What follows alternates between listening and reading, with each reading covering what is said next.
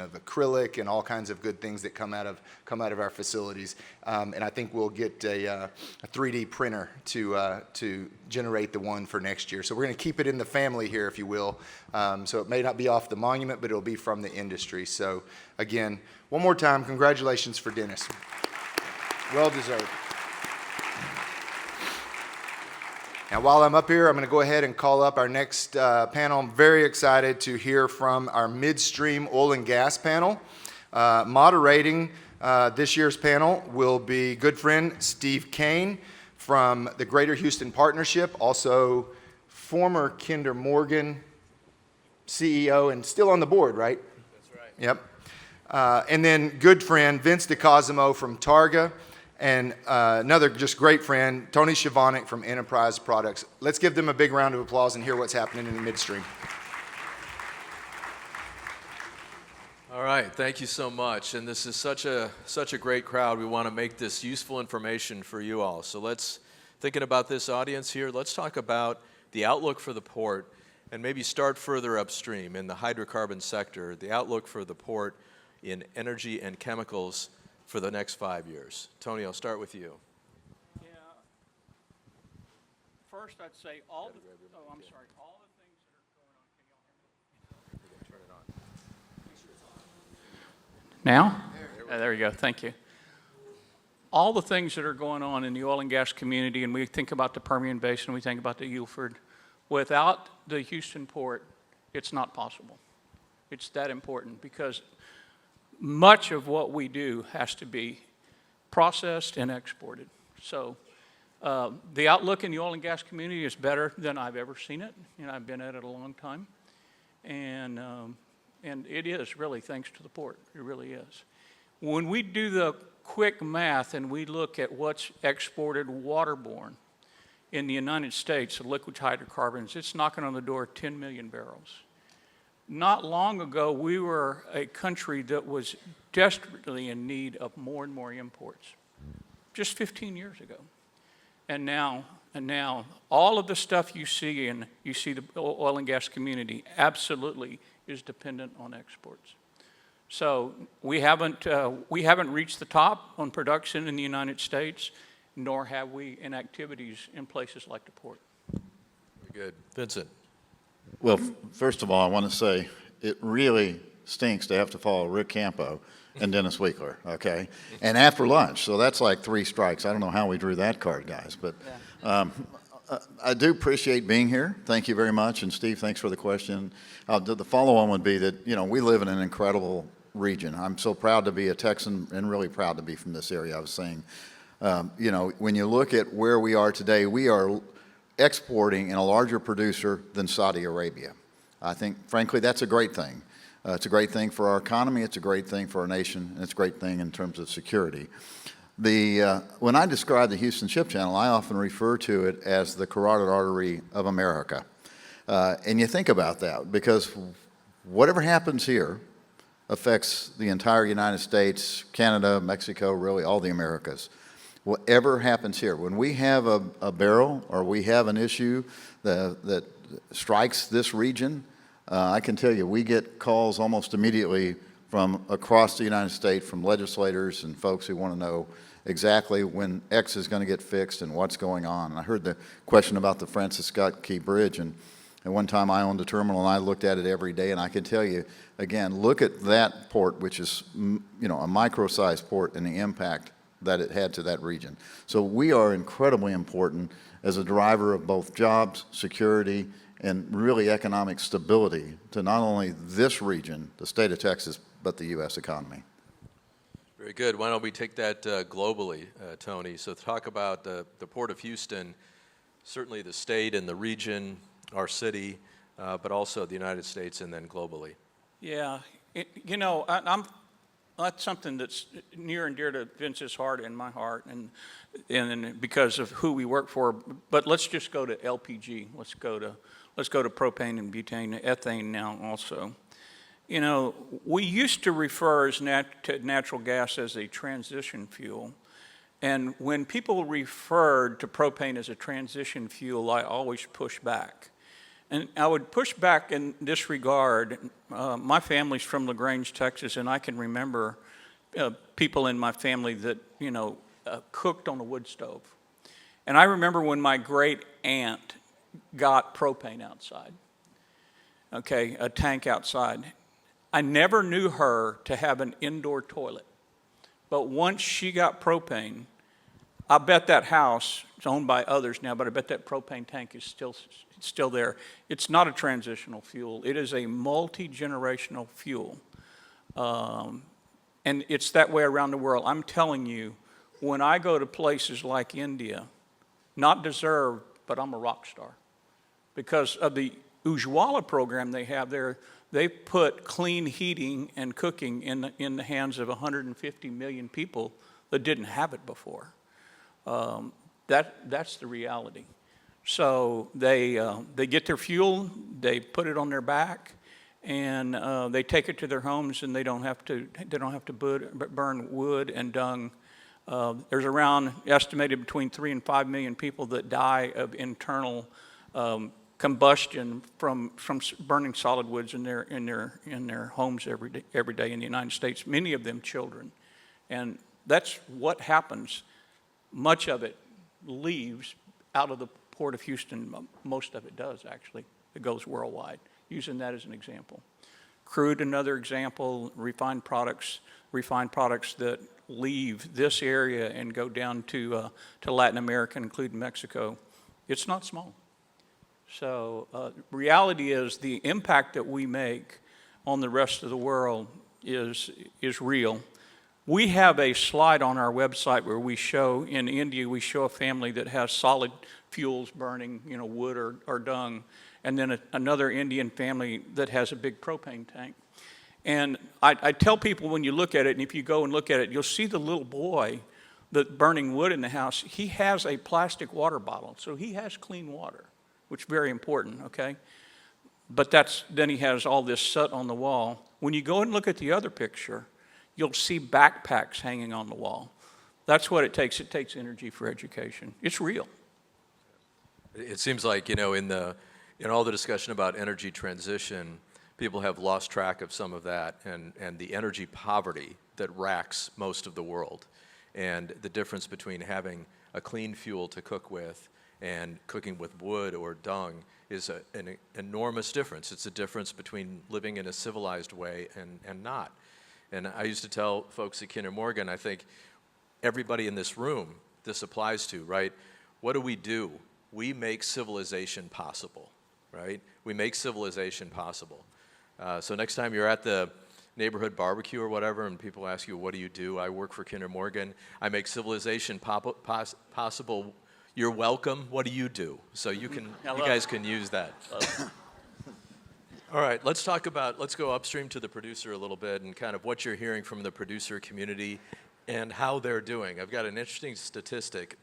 I think our producers are doing well, but in Houston metro area, we added 100,000 net new jobs in our metro, and the addition, that was in 2023, the addition in oil and gas was zero. Yeah. It was basically flat. But how are the producers doing? Well, they're doing well, and I'm going to give you 3 numbers back on that. So if I look at 1Q for this year, because that's the most recent numbers we have for the state of Texas, I'm going to give you 2.3, I'm going to give you 496,000, and 82 billion. 82 billion is the contribution from oil and gas in terms of tax to the state of Texas for Q1 of this year. 2.3 is the growth in jobs that we have had, and we currently have 496,000 jobs. So overall, market is doing well, producers are doing well. There's certainly consolidation. It makes sense because they're rationalizing, obviously, their certain assets. But we see continued growth. You hit on something, Steve, and I just want to touch on it because I think it's so important. We all know these 2 numbers, right? 8 billion and 10 billion. 8 billion is currently where the world population is today. 10 billion is the projected world population by 2050. Today, we have 1 to 2 billion people right now who live in poverty with no electricity. No electricity. Now, I'm not talking about intermittent issues or like what we had with Uri or the Draco. I'm talking about they have no electricity. So 1 is our ability to pull people up not just out of poverty, but to at least give them a basic lifestyle or civilization, starts with these producers. So we're continuing to see producers grow. I want to touch on one other thing, the Gulf of Mexico, because actually we didn't talk about this in our prep, but I want to give a shout out to Chevron's because they brought on Anchor, which is this new Gulf of Mexico, really super deep water. A lot of folks have said, hey, Gulf of Mexico's dead, it's over. It isn't. It hasn't been displaced necessarily by shale. It's been static for a while because the technology to finally drill in these deep waters has taken a number of extra years. So like the FID for Chevron, I apologize if I get this wrong and Chevron's here, was like 4 or 5 years ago for this project. And it took that much longer for the technology to develop. But again, they have brought this on. It's going to be somewhere in, I think, 300,000 or 400,000 barrels a day of crude, and the gas number escapes me. But the Gulf of Mexico coming on, it all comes on to this port right here, this area, this region. So again, producers are overall doing well. Very good. Let's talk about a different kind of resiliency. It struck me when and Beryl has made it topical again, it struck me that as I was thinking about Beryl and its impact in our community, I knew that Enterprise, I knew that Kinder Morgan, I knew that TC Energy, I knew that Targa had their control rooms and they were up and running and they were operating. I think the only difference was normally if we'd known it was going to be a hurricane, we'd have sent people to our other control center. This time we just shuttled them back and forth between the Hyatt. And in those control rooms, they were preparing for Beryl, which was our weather. But in those same control rooms, they're preparing for wildfires in California. They're preparing for hard freezes in the north and northeast, hurricanes in Florida, all of that prep response. We have everybody's weather. We prepare for everybody's weather here. So we're extremely resilient. But as a company, I'm going to ask both of you to talk about what do you do to ensure resiliency of your operations for the people who depend on you? Yeah. One, we have an alternative site that's not in the greater Houston area just in case. And probably the best example to drive that home was when COVID hit, and we didn't know what COVID was. And so we all got together and we argued about what COVID was and what it wasn't because no one knew, okay? And I have a son that's a biologist, so I said, I'll speak out of turn, but any place that people are in close proximity, they need to be separated, really separated. So you need to do shift work in other areas because if it's what we think it could be, they're going to give it to each other. So I'm telling you, in 3 days, the people that run our control centers said, okay, you're going to go to an alternative site in another area. You're going to have different schedules so that if COVID hits this desk, we don't wipe out this desk because we can't. So yes, storms are important. We deal with them every day. But there's an example where people just sat down, thought about what could be, and said, we can't let that happen. We're too important. That's the best example I have. Vincent. Yeah, I would say first thing we did is we wanted to be sure our people were going to be taken care of. So we did an assessment of how's your family, where are you, what are you doing, and we do this for any kind of, whether it's Beryl or any kind of action that may be taking our people that suddenly they're going to be sleeping and eating in a control center. And so we want to be sure they are taken care of, their families are. Then we look outward and we say, okay, what do we need to do for our customers? And we have alternative sites as well. During COVID, we were kind of sort of halfway lucky. We had actually done a February remote operation in anticipation of just making sure that everything that we thought we needed to have for hurricane season, a few months later, we would have prepared for, and if we didn't have it in place, it would give us another 90 or 120 days. So that February of 2020, we actually had done some remote operations. But I would tell you, energy, resiliency, and weatherization are now part of the vocabulary, obviously. I've had that luxury of testifying at the state a number of times, and it's always so much fun. So weatherization and making sure that we have all the things in place for whether it's a winter storm, a hurricane, wildfires are all key, and we continue to work on improvements on that. Yeah, Very good. You know, during that whole pandemic, I was so proud to be, you talked about being proud of being an American, being in Texas, and being a Houstonian. The way we kept everything running and supplied all the energy needs and all the materials needs, and the port kept operating throughout that whole thing while everybody else was going home. It was really extraordinary. Let's switch gears a little bit, talk about permitting issues, and I'll start with you on this, Vincent. What are you seeing in midstream on permitting? So it's great that we've got all this resource in West Texas and in the rest of Texas. You've got to build infrastructure to get it from where it is to where it needs to be. We got to get permits in Texas and federally sometimes too. What have you seen in terms of trends in permitting? Yeah, I'm going to weave a couple of themes here together. So we're 60 days out from the election in case you've missed any news stories lately. And so permitting is key. And Pablo Vegas touched on this earlier, where he talked about the AI demand. It looks like it's coming. The speed to which an AI facility can get up is fairly quickly. If it's going to need electricity, a lot of that electricity is running on natural gas. Today, in fact, the peak days this summer that we hit, thermal was somewhere between 45 and as high as 70% on some of those days. So permitting is key, but something challenges us is our permitting pathway for gas can be 2 years or 3 years, and the customer who demands it is maybe 5 months to a year and a half. So there's a bit of a dislocation on that. So we're working very hard, obviously, not only in Texas, but in our challenges in Washington to make sure that permitting is still top of mind. There's a bill right now that is going to be hopefully taken up in Washington that would help to expedite some of the permitting needs. But in the midstream sector, it is never easy. It hasn't been easy, and it won't be easy.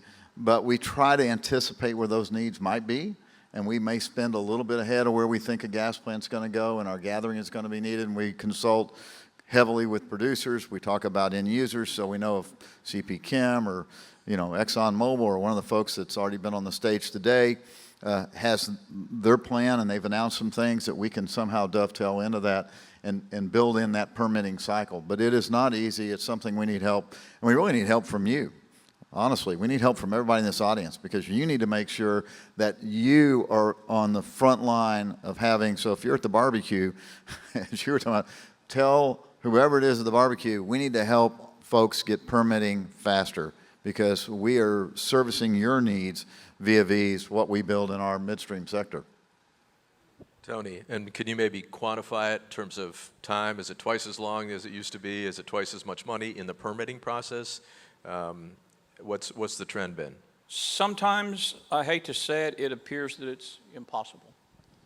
And before I came here this morning, me and a couple other people were looking at the data center clusters that are developing in the United States and the importance of the interstate pipeline grid projects in and around supporting those clusters. And we identified less than a handful of projects that are key in the mid-continent area to that dream becoming a reality, because they have to have gas. Okay, and it's actually, in my view, the big ones are actually less than 5. It's about maybe 3, okay? But the message is, because they have so much federal oversight, and you know better than anybody, that many of them, and I promise you, are looking now at Texas and saying, okay, we can't wait, the opportunity's too big. Can we come to this island called ERCOT, and can we make it happen there? That's the reality, even if we self-generate. Yeah. And if I can just tag on, I'm sorry. So we have a plant that is going in, an AI that has selected Texas. That's going to be in Abilene. And just to give you an order of magnitude, when they build these AI data centers, they're different than the old style, the 20 years ago data centers that went in around Virginia, because they had to set on top of a hub. And the hub that was most logical belonged to the federal government in Virginia. Today, the AI data centers can be anywhere, but they need to have power. And so an average data center looks for something that is around 40 kilowatts. And then you can convert that from gas to how much power it takes. So they look at places that have gas pipelines already in place Abilene was an area that they liked. It had power, it had gas pipelines, had some redundancy. So we are seeing AI centers come to Texas, and I think will continue to be probably the most logical spot for it. It's amazing how quickly that reality hit. Yeah. I mean, it kind of went from, we're going to put a data center in, not to pick on anybody, but Google. I'm going to put a data center in, and I'm going to use 100% renewable power. And when I need it to run 99.999% of the time. Well, that doesn't work. And how quickly it moved to, I've got to have reliable power, and to have reliable power, I've got to have gas, and so you've got to have power lines, you've got to have generators, and you've got to have gas pipelines, and all of a sudden you can see the places on the map disappear where you can't do that, right? Where you can't get that done. Right. So it'll be interesting to see how that unfolds further. Well, tying a few things together, permitting, resiliency, our precious port. Talk about the coastal spine a little bit, and what's going on there, what's the plan, how long is it going to take, how much is it going to cost, who's deciding? Just cover that in a few minutes. You bet. And I was looking to see if Michelle Bechtel was still there, sitting there somewhere. I can't see him, but coastal spine, Gulf Coast Protection District, obviously, singularly the largest project that would possibly be built by the Army Corps of Engineers. A very important project because, again, what we're trying to say is we've got to protect human life, right? First and foremost, we've got to protect human life. Then we talk about what does human life need? It needs jobs. And so that means we need to protect the jobs that are attached to this port region. The infrastructure of the port region has been hardened over the last few years, certainly since Harvey, in a number of ways. And so, as you may know, going from basically kind of Freeport down through the Gulf Coast all the way toward Corpus, there has been a design that has been put together. It's around a $30 to $40 billion project, as I said, the largest one that the Army Corps. We have been working industry's been working alongside very deliberately with the Gulf Coast Protection District and trying to make sure that just the initial designs work right and things work as they should, because it's important for us to be able to prevent massive flooding in areas that would take away not only lives and jobs, but also have an environmental damage as well. So industry, along with the Gulf Coast Protection District and the port as well, are continuing to work alongside each other, work with the Corps. It is certainly a momentous project for this area. We've got to get it right. It's something that we're spending a lot of time trying to work through designs both here and in Washington on it. Okay. We've got two midstream experts here, and so far we've mostly avoided talking about midstream. So let's talk about midstream. What do you see in terms of the major trends, what you're dealing with in your sector, whether it's building new infrastructure or whether it's serving the customers you have? You know, midstream connects upstream, which we've talked about how important it is, and downstream, which includes the petrochemical and the refining community and exports. That's what we do. We stand in the middle. One of the issues that midstream is having in the Permian Basin is power. Okay, we're no different than a data center. If you're going to put the kind of money that we all put in plants, and as badly as the producers need them, you've got to have power. And you're counting on utilities who are way behind, and they've never seen, anything like the demand that they have. So in that regard, midstream companies like ourselves sometimes are having to take the matter into their own hands and, just like data centers, try to figure out how we're going to self-generate for as long as we need to. To the point we were talking about earlier, if in Texas, if natural gas is needed to self-generate, we represent 3 companies that you call, and we're going to try to figure out how to do it, and you're going to try to figure out who can do it the fastest and the cheapest. That's how it works. It's just, that's what midstream does. But power is an issue for midstream, just like it is for, call it, data centers. And I know we're all dealing with it. Relative to pipeline permitting, if you stay in the intrastate boundaries, it's fairly doable. I mean, it really is. We're not really seeing labor problems to build pipes. Same thing with plants. No, things they continue to move pretty quickly. I'll say this relative to, and we've been talking about regulation. Our Graham Bacon, who runs our operations and engineering, and people ask him, well, what are you dealing with all the regulation? And he says, from a midstream perspective, all I need to know is what the rules are. And then we will build an operating within them, okay? And luckily, in Louisiana and Texas, that's largely true. It really is. You know what the rules are, and you just abide by them. When you start doing the interstate kind of work, when that ball moves, it's very difficult. Yeah, there are parts of the country that are off limits, effectively. Look, it's very easy for us to be down on the power sector right now, but I just want to say, people lose track of a few things. The power restoration after Beryl, by day 7, we were at 92%. Day 7 after Ike, we were at 53%. Okay, now it was a surprise. The communication wasn't great, no question about it. We also build new infrastructure here.